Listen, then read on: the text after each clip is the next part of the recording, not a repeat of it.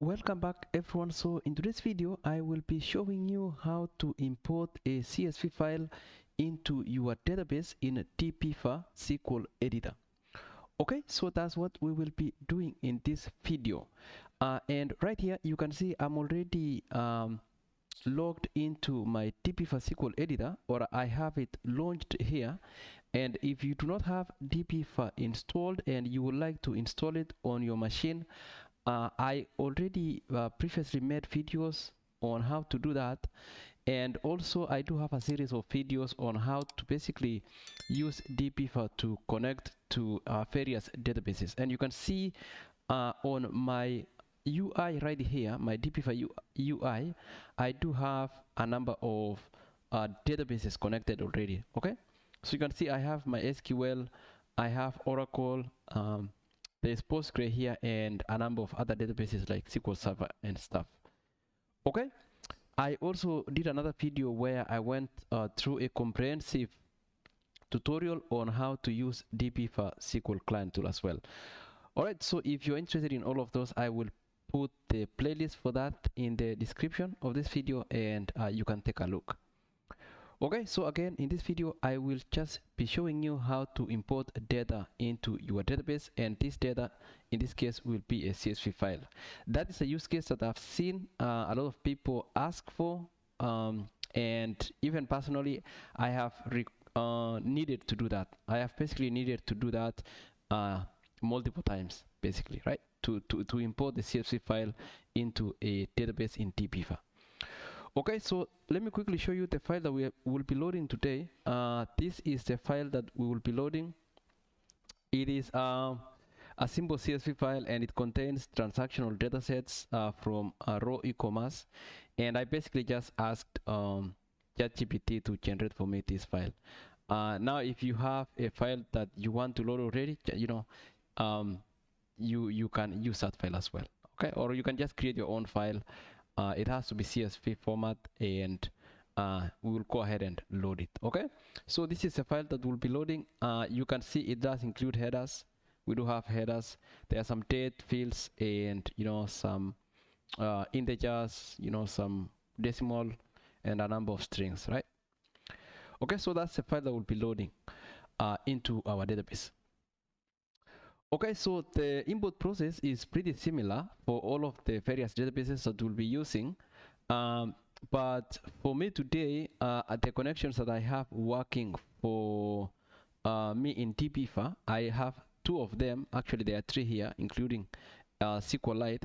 But I do also have my SQL and Postgre databases. Okay. So again, I'm not going to go through the process of creating the connections because I already did this. So if you're interested, again, I'll put the links for that.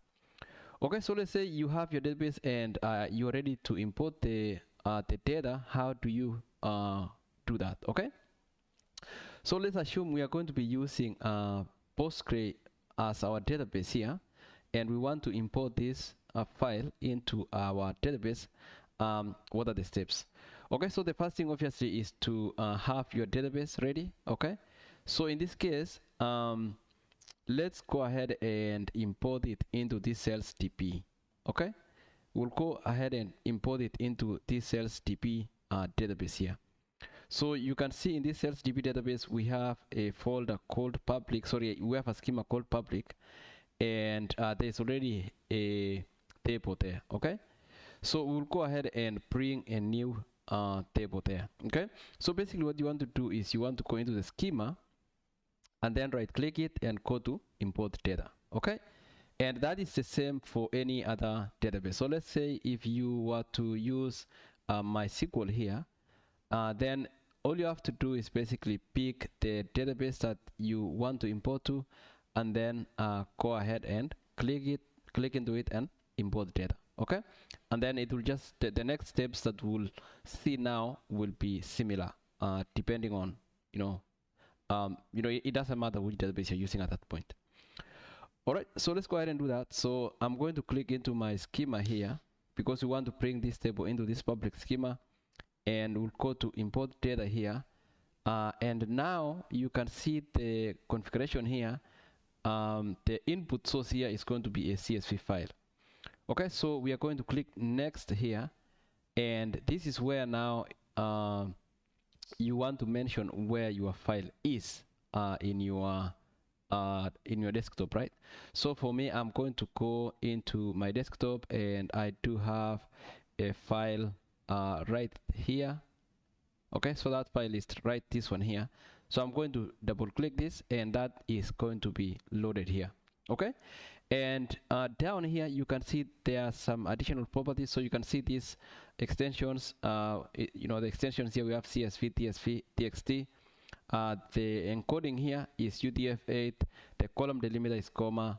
The header is in the top. Okay, and then the coded characters, escape characters, null value mark. Okay, so all of these are just the default settings, and if you want to update any of this in case something is different here, for example the escape character, sometimes it is a pipe delimiter, like pipe like this, right? So if your CSV has that, then you can change it here. Okay, and then sample rows, row count. Okay, this one has default of 100. I'm okay with that, but you can change it to maybe like 1000. Okay, if you want. Okay, so let's actually do that. And then the default column length is 50. This one, sometimes if I think this one, if you have a field that has more values, let's say there's a field that has a description field that has like probably 200 or 300 words in it, I think this may fail. Okay, so maybe we can increase this to probably 300 here as well, just to make sure that we accommodate for scenarios like that. Okay, and then we can go to next here, and right here, so when you do that, you can see that your source is going to be showing here, the source here, and then it's going to show the column IDs in your source, and then the target here, that's the target. And the target here, if you collapse this again, this is the name of the table in the target that is going to be created. If you want to change this, you can change it. Okay, so maybe let's say e-commerce data, right? We call e-commerce data for this. So you can change that, and then the operation that's going to happen here is create. You can also change this to recreate in case that table already exists, right? So I'll leave this as create, and for any transformations you can do that here. Okay, so you can see that one is there, and then I think configuration here, what do we have there? Yeah, so if you click configure here, then that basically gives you additional information here, and this includes like things about the columns, the column mappings basically. Okay, so these are the column mappings.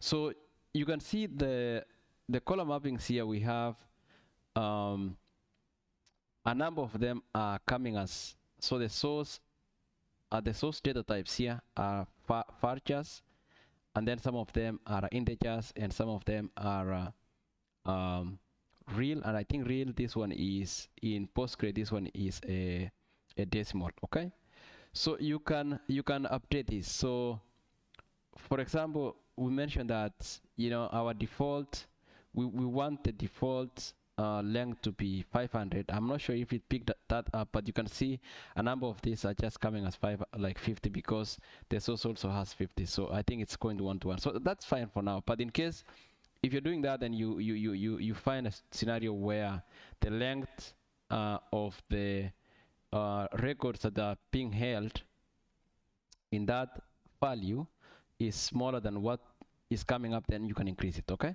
and this is going to be new.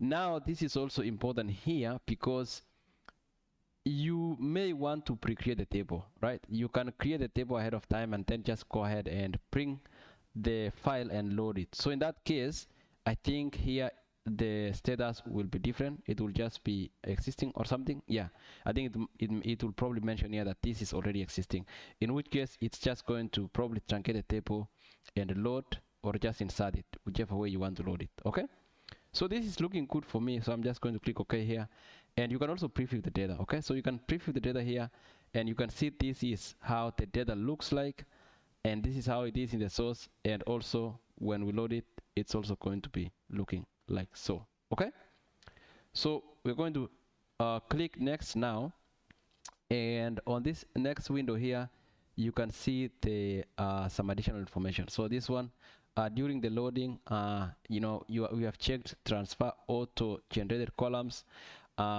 If you want to truncate the table before load, you can check this, and the target table is going to be truncated before it's loaded, and it's going to open a new connection and also use transaction. So basically it's going to open it and creates a table and then inserts it, and once it's done and when it's loading, if something happens, because it's a transaction, if something happens with one of the field, it's going to roll back, so nothing is going to be committed. Okay, so that is what is going to happen. And here it says commit after 10,000 rows have been inserted. If you want to change this, you can reduce this number. Okay, so that's okay for me, and then we'll go ahead and use pork load. You can click next here, but basically this is just going to be a summary of what you have, and then we'll go ahead and proceed to load this data. Okay, so once you click that, you can see that quickly went ahead and loaded our data, and there's a window at the bottom here that popped that mentioned that our data was successfully loaded. Okay, very nice. So we have now loaded and imported our data successfully from the CSV file, and it's been loaded into our table in Postgre database in DBeaver. Right, so if you go there now, if you go to that schema public, you can see again you have your table here, and of course it opened here automatically when we did that. Okay, so you can see we do have our data here, and you can just do some basic checks, sanity check. You can see we have 200 rows that were loaded, and our Excel file also should have had 200 rows. Okay, so this one is 201 excluding the header, or including the header.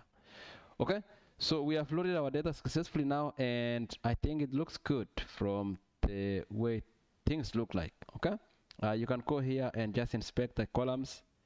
Okay, so you can see this one was the date here was it came as varchar. You may want, I don't think we looked at this, but sometimes you may want to check this and make sure that this one is coming as a date field, in case you are interested in making sure that this is a date field. So that's something that you can probably make sure that it is the case when you're loading. Okay, but now we have successfully loaded our data. Okay, and from there you can start using your data. You can now go ahead and inspect this table, additional, some of these additional properties, including if there are any constraints, foreign keys, indexes, stuff like that. Okay, very cool. And then you can begin querying this table. So let's open a new editor here, and maybe let's select star from let's make sure that we are inside our sales DP public, yeah, and then we can just say e-commerce data, right? Okay, so if you do that, then we can go ahead and run this. That looks good, and maybe we can do some filtering where maybe let's say where order status is completed, right? You do that and you run it. You can see these are all of the completed orders. Okay, what are some of the other things that you can filter on here? Let's say if you want to only filter for the state of Pennsylvania, for example. Okay, so you can say here okay, so you can change your filter here where state is PA, right? So these are just basic SQL queries here, just for quick data exploration. So you can see that this one is going to bring only orders that was sold to folks in Pennsylvania, and this is mostly Philadelphia area. Okay, so this is good, and I think at this point you can pick it and run with it, right? So you have your data loaded now, and you can do your data analytics, or you can whatever purpose you needed this data or you have it now available for you, so you can you can go ahead and use the data. All right, so that's how you import the data from a CSV into DBeaver, and in this case we went ahead and imported that into a Postgre database right here. The steps will be the same if you are using any of these other database like SQL, like MySQL. It will be the same, SQL Server, or any other database really. I think the process is pretty similar. Alright guys, so that's all I wanted to show you in this video. If you found it helpful, please give a thumbs up, and also do subscribe to the channel if you want to see more videos like this. Alright, I will see you in the next video. Bye bye.